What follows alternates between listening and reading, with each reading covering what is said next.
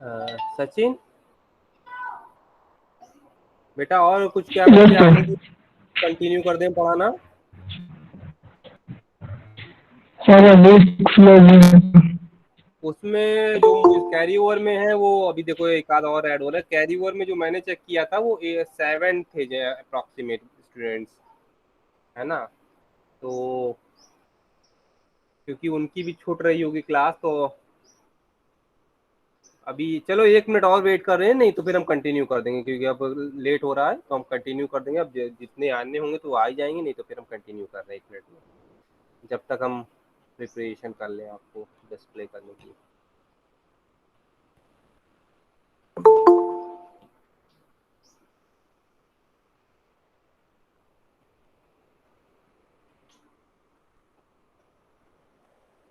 चलो एक काम कर सकते हैं इसी के साथ, आप लिखिए अटेंडेंस।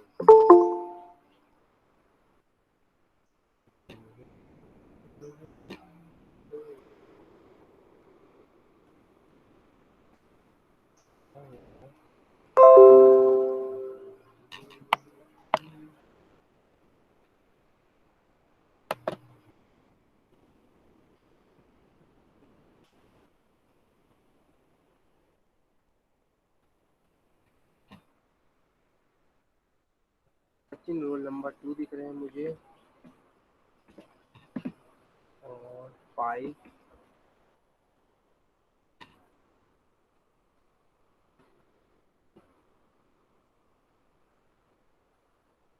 4।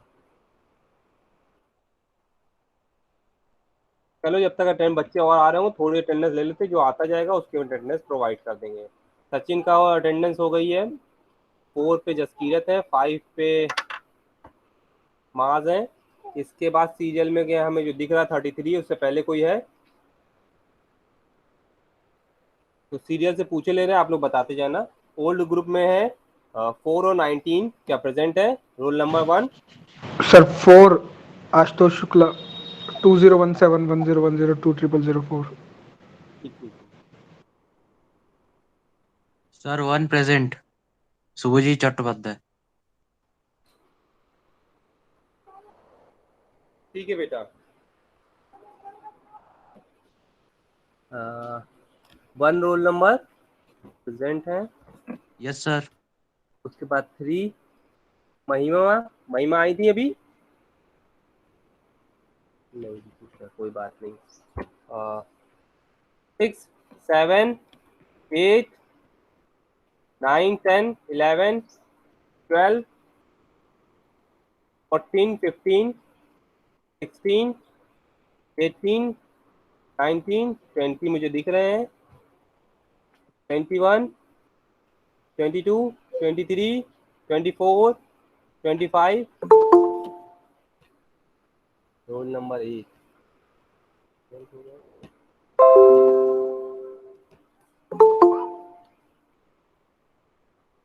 महिमा प्रेजेंट हो गई।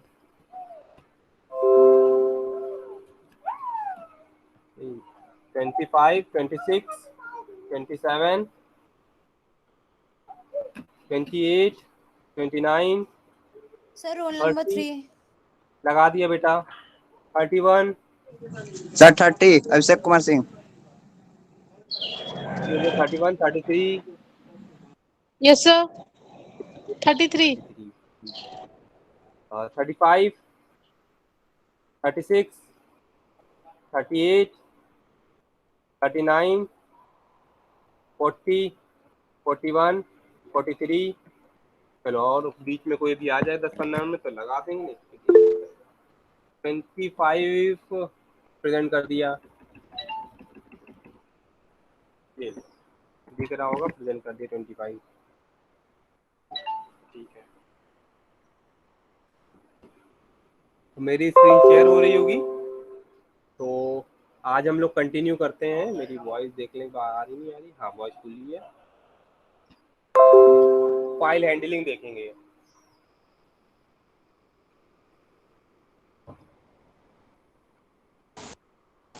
सर 30 प्रेजेंट हो गया। हाँ बेटा। Okay sir, thank you. जो मुझे दिख जाता है वो उसको हम प्रेजेंट कर देते हैं। ये देखो 30% लगा, आपको वो भी दिख रहा होगा, ठीक है। फाइल हैंडलिंग देखेंगे। फाइल हैंडलिंग थोड़ा सा बड़ा है तो 2 से 3 लेक्चर्स में जा सकता है, तो जितना जितना कवर हो जाएगा उतना रखेंगे, जितना समझ में आए उतना बता देना, क्योंकि ऐसा ना हो कि हम पढ़ाते चले जाएं और कंटिन्यू आप लोग उसका रिप्लाई नहीं करते हो, तो उसमें एक साथ ही पूरा हो जाए और आप लोग को समझ में ना आए। तो जहाँ तक समझ में आता जाए वहाँ तक बोल देना। वैसे भी मेरे 6 से 7 बच्चे ऑलरेडी कैरी ओवर में बिजी होंगे, है ना। तो मैं जितना समझ में आ जाए वो उसमें हाँ बोल देना, वहीं तक रखेंगे, फिर उसके आगे कंटिन्यू कर लेंगे, ठीक है। तो फाइल हैंडलिंग मेरे ख्याल से हम लोगों को सबको ऑलरेडी थोड़ी बहुत आइडिया है, क्योंकि हम लोग सी भी पढ़ चुके हैं, C++ भी शायद पढ़ चुके हैं। तो फाइल हैंडलिंग के बारे में थोड़ा सा लिटिल बिट आइडिया है। अगर जो आइडिया है वो भी हम डिस्कस कर लेते हैं। सबसे पहले कॉन्सेप्ट सिर्फ इतना आता है कि हमारे पास ढेर सारी ऐसी फाइल होती हैं, जैसे कि वर्ड की फाइल कर दिया, नोटपैड हो गया, या एक्सेल की हो गई, या फिर जो भी आपकी पीपीटीज आप देख रहे हो, इस तरह के हमारे पास डॉक्यूमेंट होते हैं जिनको हम एज ए फाइल की तरह से ट्रीट कर रहे होते हैं। इसके अंदर हम डेटा स्टोर कर सकते हैं और इसके से हम डेटा एक्सेस कर सकते हैं। इस तरह की जो कंटेंट होते हैं पूरे आईओ पैकेज के अंदर इंक्लूड किए जाते हैं। इनपुट आउटपुट पैकेज जो आप यहाँ पे देख रहे हो, सबसे पहले यहाँ पे जो लिखा हुआ है। अब इसके अंदर की अगर हम बात करते हैं तो आईओ पैकेज क्या कह रहा है, java.io package contain nearly every class you might ever need to perform input and output in Java. It means, यानी कि हम यहाँ पे कह रहे हैं कि अगर आपको किसी भी तरह का डेटा स्टोर करना है या फिर एक्सेस करना है, देखो यहाँ पे जो भी हम लोग पढ़ेंगे और जो प्रोग्रामिंग भी देखेंगे तो ज़्यादातर हम लोग टेक्स्ट फाइल का यूज़ करेंगे और उसमें स्टोर करेंगे, एक्सेस करेंगे।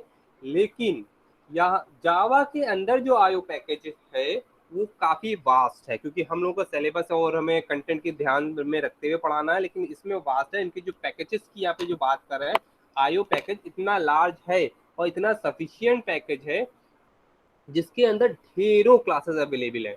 यानी कि हम लोग पढ़ेंगे अभी टेक्स्ट फाइल्स के लेके, लेकिन अगर टेक्स्ट फाइल छोड़ दो, अगर आप किसी भी तरह का इनपुट आउटपुट परफॉर्म करना चाहते हो, कीबोर्ड से इनपुट लेना चाहते हो, वो परफॉर्म करना चाहते हो, कुछ भी करना चाहते हो, आप परफॉर्म कर सकते हो। पैकेजेस अवेलेबल है उनको। अगर आपको रिक्वायरमेंट पड़ेगी तो यहाँ आईओ के बाद डॉट लगा के पर्टिकुलर क्लासेस को भी आप इंक्लूड करा सकते हो, सब पैकेजेस को भी इंक्लूड करा सकते हो, फिर परफॉर्म कर सकते हो। जैसे कि नेटवर्किंग में आपको आईओ का यूज करना है या किसी भी तरह से करना है, आप सारा काम कर सकते हो, कहीं बाउंडेशंस नहीं है। उसी चीज को यहाँ पे भी उन्होंने कहा है कि लगभग सारी चीजें आप परफॉर्म कर सकते हो, उसको ध्यान में रखते हुए पैकेजेस बना दिए गए हैं। उन पैकेजेस का अगर आप यूज करोगे तो इजीली आप इनपुट आउटपुट परफॉर्म कर सकते हो अपनी फाइल हैंडलिंग पे, ठीक है। अब इसी में next paragraph, all these streams represent N input source and output destination. अब यहाँ पे जो स्ट्रीम कीवर्ड का रिप्रेजेंटेशन है उसका क्या मतलब है, जो भी हम डेटा स्टोर करते हैं वो एक सीक्वेंस में स्टोर किया जाता है और सीक्वेंस में एक्सेस किया जाता है। मतलब आपका जो डेटा होता है वो छोटे छोटे पैकेट में कन्वर्ट किया जाता है। डेटा क्या है, अगर इस स्क्रीन को भी देख लेंगे तो यहाँ पे ढेर सारा डेटा अवेलेबल है। 3 पैराग्राफ में ढेर सारा कंटेंट लिखा हुआ है। क्या एक साथ पूरा कंटेंट सेंड कर दिया जाता है? नहीं, पैकेट में कन्वर्ट किया जाता है पूरा डेटा को, उसके बाद स्टोर किया जाता है, ठीक है। अब पैकेट में अगर हम और डीप में जाएंगे तो फ्रेम्स होते हैं, बहुत सारी चीजें हम होते हैं, हम उतना ना जाके अभी मोटे तौर पर समझेंगे कि पैकेट्स में डेटा कन्वर्ट किया था छोटे छोटे, और उसके बाद डेटा को सेंड किया था। उन पैकेट्स को डेटा को जो सेंड किया जा रहा है तो हम स्ट्रीम कर रहे हैं। पैकेट को सेंड किया जा रहा है तो एक पूरा स्ट्रीम डेटा सेंड हुआ है, यानी कि 8 बिट 8 बाइट या फिर 16 बिट, अलग अलग जितनी भी रिक्वायरमेंट होती है उसके बेस पे डेटा को सेंड किया जा रहा होता है। तो ये जो डेटा होता है सोर्स और डेस्टिनेशन दो ही चीजें होंगी जहाँ पे मूव किया जाएगा। या तो हम डेटा स्टोर कर रहे होंगे फाइल के अंदर या फिर हम डेटा एक्सेस कर रहे होंगे, तो वो दो कंटेंट ऑलवेज आपको मिलेगा, एक सोर्स है और एक डेस्टिनेशन, कहाँ से आपको उठाना है और कहाँ आपको डेटा रखना है, या फिर कहाँ से डेटा लेना है और कहाँ पे आपको स्टोर करना है। सेम इसी चीज को ही हम फाइल हैंडलिंग के फॉर्मेट में समझते हैं या फिर वर्किंग कराते हैं। The stream in Java IO package supports many data such as. अब इन्होंने किस तरह का डेटा की बात कर दी है, क्लियर कट कर दिया गया है मोटे तौर पे अगर हम देखें तो primitive object localise characters etc, यानी कि कुछ भी डेटा हो, डेटा मीन्स कुछ भी ऐसे करके अगर आपका पास कंटेंट अवेलेबल है, सारा कुछ डेटा है, भली वो क्लास के फॉर्मेट में हो जाए, ऑब्जेक्ट के फॉर्मेट में आए या फिर किसी भी फॉर्मेट में है, वो सारा डेटा डेटा के एक तरह से ट्रीट किया जाता है और कंप्लीट डेटा को सेंड किया जा सकता है। उसमें ऐसा बाउंडेशन नहीं है कि कोई भी डेटा आप नहीं सेंड कर सकते हो, इसीलिए ईटीसी मेंशन कर दिया। मैक्सिमम आपके सारे डेटा सेंड किए जा सकते हैं, यानी कि कोई ऐसा डेटा का मतलब है कोई भी इंफॉर्मेशन जो रिटन फॉर्मेट में आ जाए उसको आप कन्वर्ट कर दो अपने जावा के आईओ के पैकेज के अकॉर्डिंग, तो वो आप इजीली सेंड कर सकते हो। वो पैकेट के फॉर्मेट में स्टोर हो जा रहे हैं तो फिर आप उनको सेंड कर सकते हो, तो इजीली इन डेटा को सेंड किया जा सकता है, कोई भी डेटा हो, बस वो डेटा आपका इलेक्ट्रॉनिक फॉर्मेट में होना चाहिए जिसको हम सेंड कर रहे हैं। ठीक है, अब यहाँ पे स्ट्रीम को क्लियर कट मेंशन कर दिया गया है। Stream can be defined as a sequence of data. ढेर सारा डेटा है तो उसका एक सीक्वेंस मेंटेन किया जा रहा है, उसको हम सीक्वेंस ऑफ डेटा की तरह से ट्रीट करा रहे हैं। दो तरह का यहाँ पे स्ट्रीमिंग की बात की जा रही है, इनपुट स्ट्रीम एंड आउटपुट, यानी कि आप डेटा को आप तो इनपुट करोगे, स्टोर करा रहे होगे, कीबोर्ड से ले रहे होगे, या फिर आप डायरेक्टली किसी फाइल से लेके दूसरी फाइल में स्टोर करो, तो इनपुट स्ट्रीम की तरह से यूज हो रहा होगा, यानी कि रीड कर रहे होगे आप डेटा को। और आउटपुट स्ट्रीम यानी कि आप राइटिंग परफॉर्म कर रहे होगे। ठीक, तो ये दोनों ही स्ट्रीम को हम लोग आगे मूव करके देखते जाएंगे। बाइट स्ट्रीम, अब यहाँ पे बाइट स्ट्रीम के लिए जो देखा जा रहा है वो 1 बाइट है। जो भी डेटा हम परफॉर्म करा रहे हैं वो किस पे है, चाहे वो इनपुट किया जाए या फिर आउटपुट स्ट्रीम की तरह से परफॉर्म किया जाए, वो जो स्ट्रीम का हमारा बंच बनेगा वो 1 बाइट का बनेगा, यानी कि 8 बिट का बन जाएगा। ये सारा जो डेटा भी आप देख रहे हो यहाँ पे, जो पैकेट की बात या हम 1 बिट की बात, स्ट्रीमिंग की बात बता रहे हैं, ये अभी हमारे सिस्टम के अंदर जो टेक्स्ट फाइलें हैं उनको स्टोर करने की बात की जा रही है, उनको देखते हुए सारा कंटेंट है ये।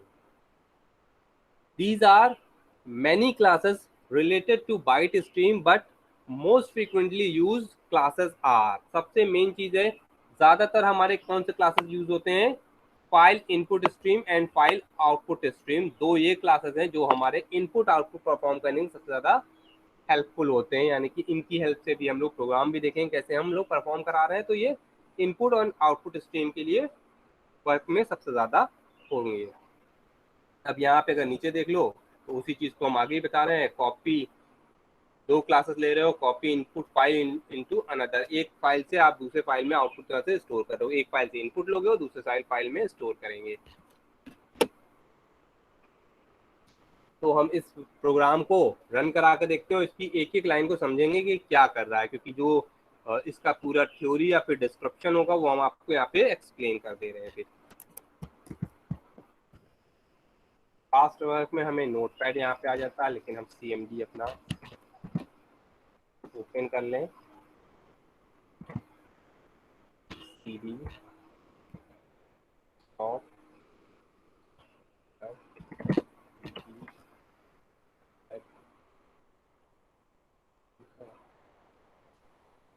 अब इसके बाद आप आ जाओ नोटपैड,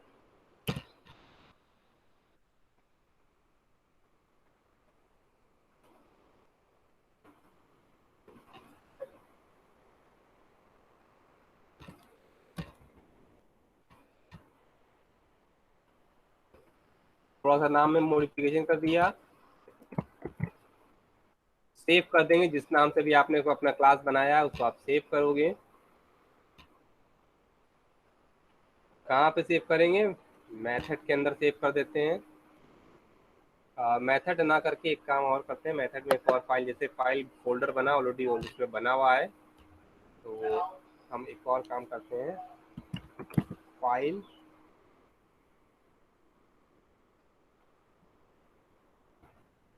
फाइल1 नाम से फोल्डर बना लेते हैं, इसके अंदर चले जाएंगे और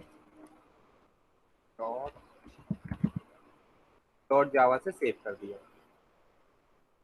क्योंकि हमने वहाँ पे मॉडिफिकेशन किया है तो CD के बाद हमारे पास फाइल1 आ गया, हम इसमें फोल्डर में मूव कर गए हैं।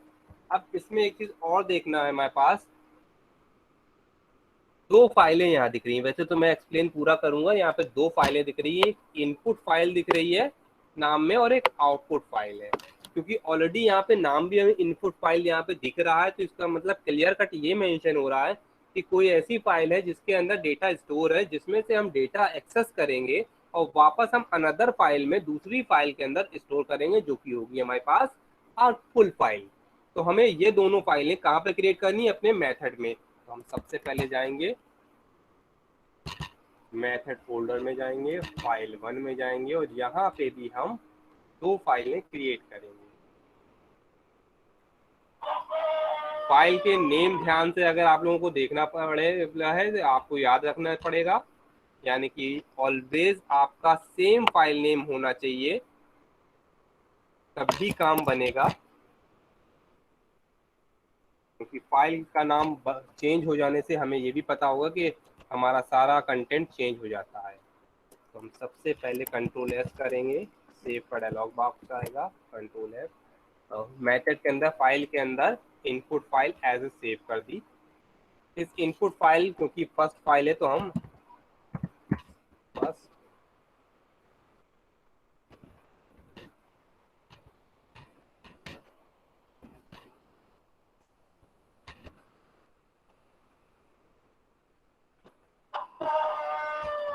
जो आपको मेंशन करना है वो मेंशन करके सेव कर दिया। थोड़ा हमने इसको स्मॉल कर लिया और क्लोज कर दिया। सेकंड फाइल हमारे पास कौन सी नाम की है? आउटपुट फाइल है। तो फिर हम आउटपुट फाइल पे जाते हैं, एक और फाइल क्रिएट करेंगे, सेव करेंगे। यहाँ पे जो फाइल नेम था वो हमने फाइल नेम .txt दे दिया। फाइल जो हमारा फोल्डर है उसी के अंदर हम सेव कर रहे हैं, सेव कर दिया। आउटपुट फाइल पूरी एम्प्टी है, दोबारा से ओपन करके लार्ज करके दिखा दे रहे हैं, ये पूरी एम्प्टी हमारे पास है।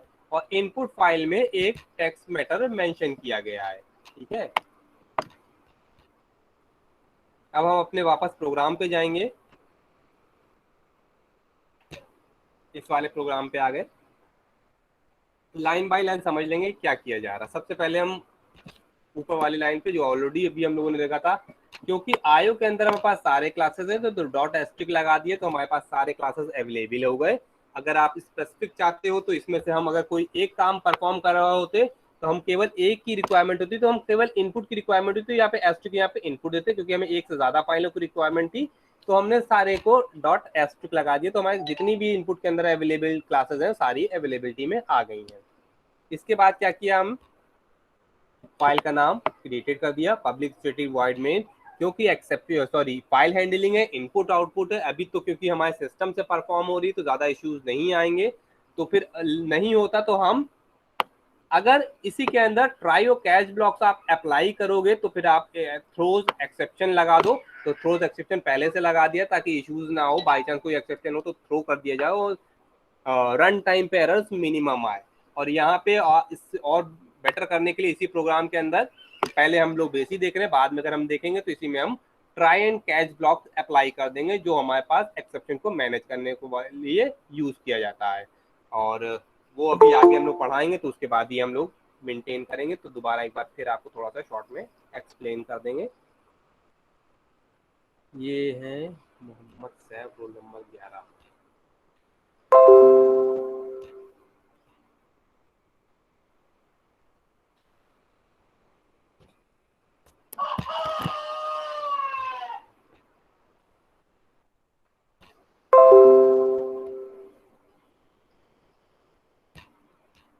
वापस आ गए। दो फाइलों की अभी हम लोगों ने बात की थी, इन और आउट के लिए, यानी कि इनपुट स्ट्रीम और आउटपुट स्ट्रीम तो एज इट इज पूरी लिखी जाती है। फाइल इनपुट स्ट्रीम पूरा क्लास का नाम है, फाइल आउटपुट स्ट्रीम दूसरा क्लास का नाम है।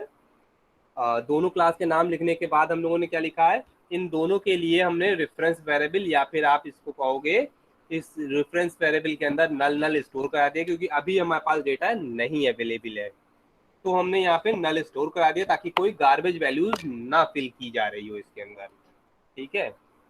इसके बाद इनपुट इज इक्वल टू, यानी कि इनपुट स्ट्रीम में हमने क्या लेंगे, क्योंकि हमें इस फाइल इनपुट के अंदर हमें डेटा एक्सेस करना है तो हम कहाँ से इनपुट करेंगे? फाइल में। जो फाइल है उसी में से डेटा हम एक्सेस करेंगे और इनके अंदर स्टोर किया जा रहा होगा। तो सारा डिटेल हमारे पास किस में आनी चाहिए? इनके अंदर। तो हम क्या बनाएंगे? ऑब्जेक्ट किस फाइल का बना रहे हैं? In is equal to new file input stream, और जो भी फाइल हमारा नाम है हम उसको प्रोवाइड कर देंगे। यहाँ पे समटाइम्स आप ऐसा भी कर सकते हो कि सी ड्राइव का है तो पूरा पाथ भी प्रोवाइड कर सकते हो, और डबल स्लैश में करना, सिंगल स्लैश में नहीं करेंगे। अगर सिंगल स्लैश में आप प्रोवाइड करोगे तो वो एरर दे रहा होगा, डबल स्लैश लगा के अगर आप पूरा पाथ प्रोवाइड कर दोगे तो एक्सेप्टेड आएगा। ठीक है, तो आप पूरा यहाँ पे पाथ भी दे सकते हो, क्योंकि हम लोग लोकल फोल्डर में वर्क कर रहे हैं तो वहां से वर्क कर लेना चाहिए और उठा लेना चाहिए। अगर नहीं पिक करेगा तो फिर हम पाथ प्रोवाइड करेंगे। ये वाली आउटपुट स्ट्रीम भी एज इट इज हमारी लोकल फोल्डर के अंदर एग्जिस्ट करती है, तो फिर हम इसको भी डायरेक्टली ही स्टोर करा देंगे आउटपुट स्ट्रीम में। तो क्योंकि जो भी इनपुट में हम डेटा से, इनपुट की हेल्प से हम डेटा एक्सेस करें वो हमें राइट भी करना है किसमें? आउटपुट इस पर्टिकुलर फाइल के अंदर, तो वो हम आउटपुट की हेल्प से ही कर पाएंगे। एक वेरिएबल ले लिया है सी जो इंटीजर टाइप का है, और यहाँ पे हमने रीड कर दिया है। अब रीड क्या कर रहा है? In dot read method not equal to null. -1 का मतलब होता है नल। तो अगर हमें फाइल हैंडलिंग जानेंगे तो हम एंड ऑफ फाइल तक मूव कराना है, तो ऑलवेज हमें ये देना है कि नॉट इक्वल टू नल। तो यहाँ पे अगर हम इस तरह से मेंशन करें तो या तो नल लिख सकते हैं या फिर हम -1, दोनों इक्विवेलेंट आते हैं। अगर हम नल लिख रहे हैं तो हम कहीं करेक्टर को कंपेयर करा रहे होंगे तो नल ले देंगे, अदरवाइज हम लोग क्या करते हैं? -1, क्योंकि यहाँ पे करेक्टर की तरह से ना होकर इंटीजर की तरह से रीड कर रहा है, तो इंडेक्सिंग को रीड कर रहा है। ये पूरी फाइल के अंदर जितना भी डेटा है उसकी इंडेक्सिंग को रीड करेगा, उस इंडेक्स के पोजीशंस को 1 बाय 1 एक एक करेक्टर 1 बाय 1 एक एक करेक्टर सी के अंदर स्टोर कर देगा। और फिर आप लास्ट में देख रहे होगे इसके अंदर की बॉडी के अंदर, जब तक ये फाइल नल नहीं होगी, कौन सी फाइल? इनपुट स्ट्रीम वाली, ये वाली फाइल जब तक खाली नहीं होगी, एम्प्टी नहीं होगी, नल नहीं होगी, तब तक ये डेटा को रीड करता रहेगा और सी के अंदर डेटा स्टोर करता जाएगा। और 1 बाय 1 हर डेटा की हेल्प से दूसरी फाइल यानी कि आउटपुट फाइल में स्टोर करता जाएगा। लास्ट में हमारे पास क्या काम बचता है? हम इन दोनों फाइलों को क्लोज कर दें, क्योंकि अगर हमारी फाइल ओपन रहेगी तो कहीं ना कहीं इश्यूज आ सकते हैं। तो हम दोनों फाइलों को क्लोज करना ना भूलें, ताकि हम वर्किंग इजीली और अच्छे से कर सकें बिना किसी एरर के।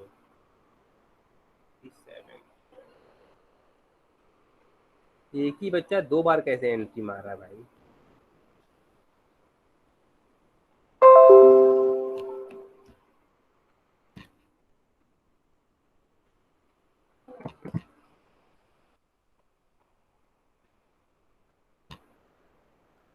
इतना क्लियर हो गया होगा तो ये हमारा पूरा प्रोग्राम प्रिपेयर है। अब हम लोग क्या करेंगे? इसको रन करा के देखते हैं। रन के लिए हम यहाँ पे जाएंगे, फाइल नेम क्या है ये देख लेते हैं,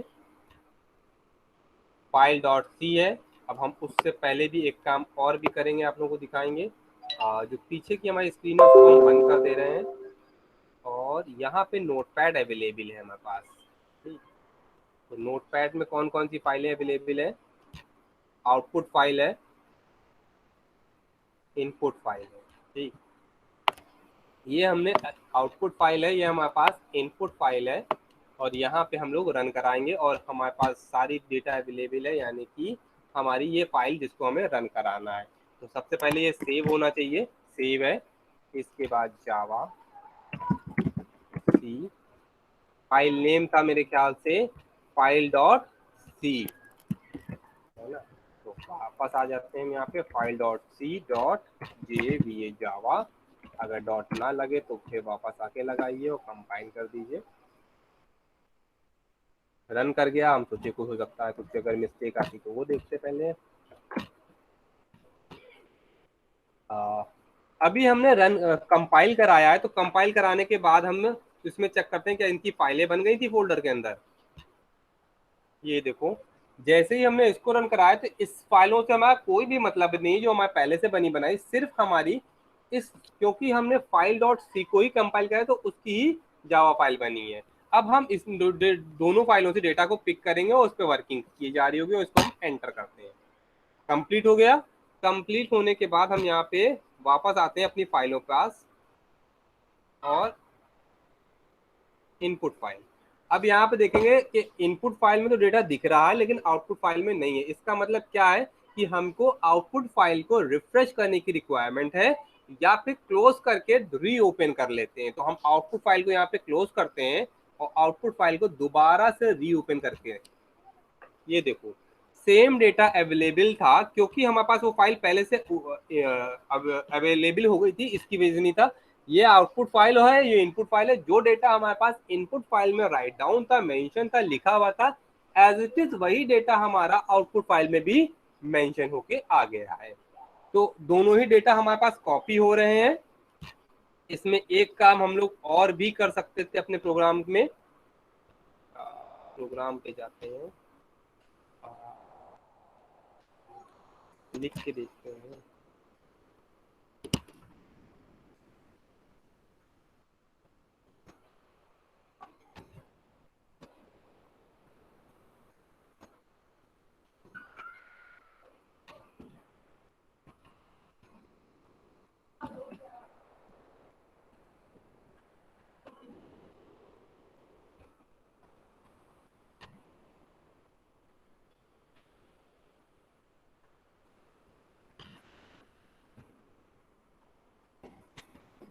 तो भी आपको मैसेज देना है, वो आप मैसेज भी ले लो। इसको फिर से सेव कर लेते हैं। सेव करने के बाद जो हमारा आउटपुट फाइल है, इसका पूरा डेटा हम सेलेक्ट करते हैं और डिलीट कर देते हैं। फाइल पे जाएंगे, सेव करेंगे, फाइल को क्लोज करेंगे, दोबारा से एक बार चेक कर लो क्या हमारे पास डेटा आया, नहीं आया। वापस हम अपनी फाइल पे जाए, कमांड प्रॉम्प्ट में जाएंगे, कमांड प्रॉम्प्ट में मूव करके फिर से एक बार कंपाइल करेंगे और फाइल को रन करा देंगे। अब हमारे पास कमांड प्रॉम्प्ट पे ही यहाँ पे मेंशन होके आ जाएगा डेटा अपडेटेड, क्योंकि हमने क्या लिखा था, system.out.println, यानी कि हम कमांड प्रॉम्प्ट पे डेटा इन्फॉर्मेशन थी। पहले हमारे पास ये इन्फॉर्मेशन नहीं आई थी, हमारे पास ये भी इन्फॉर्मेशन आ रही है कि डेटा हम अपडेटेड करते हैं जहाँ पे आप वर्क करा रहे हो। तो दोबारा से इसको हम ऑफ करेंगे और क्लोज कर देंगे और दोबारा से ओपन करके देखेंगे, ये देखो फिर से हमारे पास डेटा अवेलेबिलिटी में आ गया है। तो इजिली आप इस तरह से एक डेटा को आप एक्सेस कर सकते हो और इस दूसरी फाइल में स्टोर कर सकते हो। तो वापस हम लोग अपने उसी प्रोग्राम, अपनी पीपीटी पे कंटेंट पे आते हैं। तो ये जो दोनों बाइट स्ट्रीम थे, बाइट स्ट्रीम में हमारा एक बाइट के बेस पे वर्क किया जा रहा है। तो एक टाइम में एक एक बाइट के हिसाब से वो पूरी स्ट्रीम बना के डेटा सीक्वेंस में वन बाय वन सेंड किया जा रहा है। वो easily data input and output stream को परफॉर्म कर दे रहा है। अब अगर हम बाइट स्ट्रीम की बात करते हैं तो इसी तरह से हमारे पास होता ही है करेक्टर स्ट्रीम। एक डिफरेंस सबसे ज्यादा होता है करेक्टर स्ट्रीम की बात करेंगे तो, अगर हम यहाँ पे देखें तो ऑलरेडी यहाँ पे मेंशन भी कर दिया है 1 बाइट। अगर हम बाइट स्ट्रीम की बात करते हैं तो हमारे पास सीक्वेंस किस तरह से एक एक बाइट की स्ट्रीम बना के सेंड की जा रही होती है। सेम इसी का रिवर्स ऑर्डर अगर हम करेक्टर स्ट्रीम की बात करते हैं, चाहे वो इनपुट परफॉर्म करा रहे हो या फिर हम आउटपुट ऑपरेशन परफॉर्म करा रहे हो, 16 बिट यानी कि 2 बाइट की वर्क किया जा रहा होता है यूनिकोड करेक्टर के बेस पे। ठीक है, यूनिकोड करेक्टर के बेस पे हम 16 बिट का यूज कर रहे होते हैं और इनकी हेल्प से हम इनपुट एंड आउटपुट परफॉर्म कर रहे होंगे। अब इसमें भी अगर हम सेकंड पैराग्राफ देख लें, there are many classes related to character stream but the most frequently used classes are, ढेर सारे क्लासेस अवेलेबल है लेकिन सबसे ज्यादा हम कौन सा यूज करते हैं, फाइल रीड और फाइल राइटर। फाइल रीडर और राइटर का हम यूज सबसे ज्यादा कर रहे होते हैं। अब मेंशन क्या है, file reader use the file input stream and file writer use the file output stream but the major difference is that file, अब यहाँ पे क्या है, चाहे हम सेम वर्किंग है दोनों की, लेकिन अगर हम फाइल रीडर का यूज करें तो 2 बाइट एट अ टाइम, एक बार में 2 बाइट यूज की जाए। चाहे फाइल रीडर यूज कीजिए चाहे आप फाइल राइटर, जो यहाँ पे 16 बिट की बात की जा रही थी उसी को ही यहाँ पे दोबारा से थर्ड पैराग्राफ में मेंशन कर दिया गया है कि आप एक बार में दो आप बिट को, सॉरी 16 बिट को आप सेंड कर सकते हो, यानी कि 2 बाइट को आप सेंड किया जा सकता है डेटा इजिली। तो चलो फिर हम इसको भी एक बार कॉपी करके देखते हैं और इसमें क्या है इसकी कंटेंट समझते हैं। ये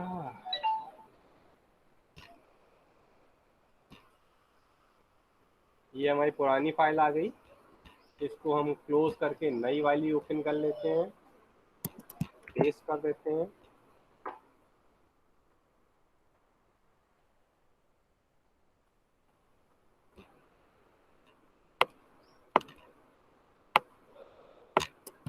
सेव करेंगे तो जो हमारा क्लास का नाम है उसी के नाम से हम सेव कर लेते हैं। फाइल 1 के ही अंदर सेव कर रहे हैं, .java, डबल डॉट हो गए यहाँ पे, एक डॉट हटा दो, सेव कर दिया।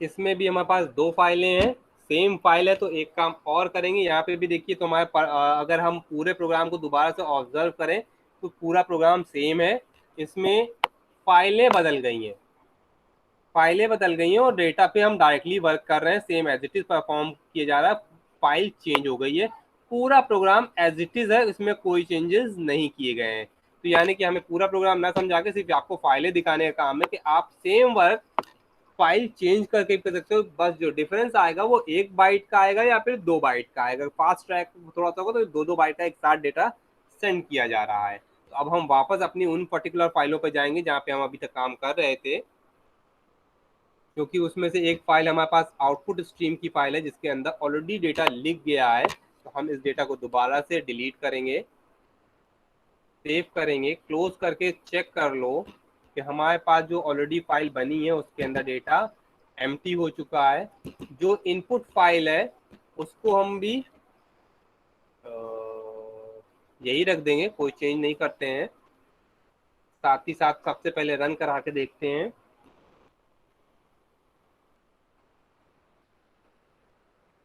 ठीक है, तो हम यहाँ पे आएंगे,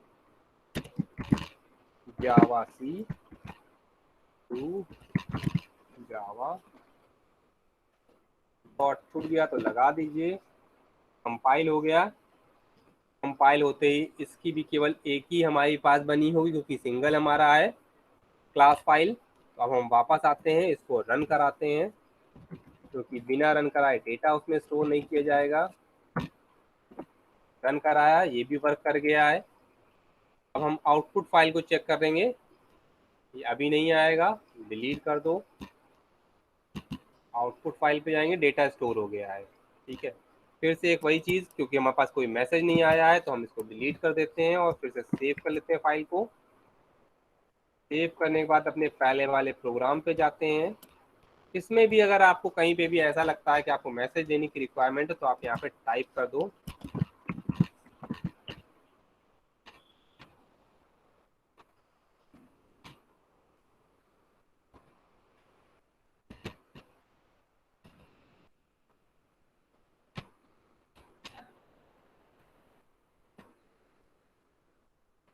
मैं आपको क्या करना है।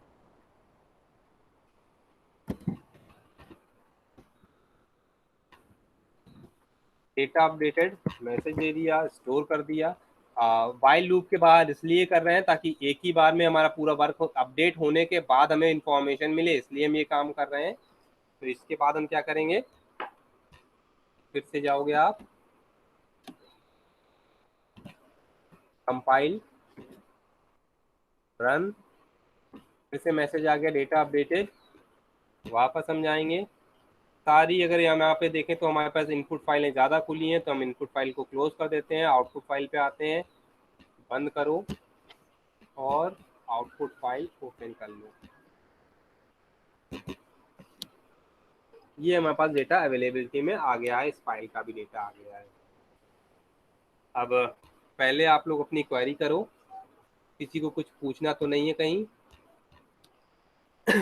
मेरी वॉइस क्लियर आ रही हो? अगर आपको कुछ पूछना हो तो बता दो, मैंने पूरा प्रैक्टिकल अभी थोड़ा बहुत दिखाया है, आगे भी और भी इसमें कंटेंट बचा है, अगर बाई चांस कुछ पूछना हो तो पूछ लो, नहीं तो कंटिन्यू करूँ इसी में आगे। समझ में आ रहा है ना सब कुछ? तो चलिए फिर इसी में हम लोग थोड़ा सा और आगे देख लेते हैं, बहुत ज़्यादा ना पढ़ा के हम इसी में ही रुकेंगे क्योंकि हमारे पास कैरी ओवर के भी बच्चे हैं। स्टैंडर्ड स्ट्रीम,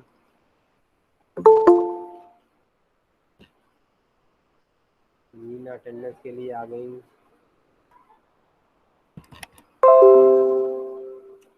एक काम करते हैं हम लोग इसी के ही आगे जो है आज, क्योंकि हमारे पास ऑलरेडी बच्चे दूसरी जगह पे भी हैं, इतना रखते हैं। इसके बाद हम लोग रिवीजन कर लेंगे थोड़ा, जो जो आपको पूछना है। तो मैं अपनी जो रिकॉर्डिंग को है उसको स्टॉप कर दूं, क्योंकि आपका रिकॉर्ड वाला कंटेंट मैंने स्टोर कर लिया है।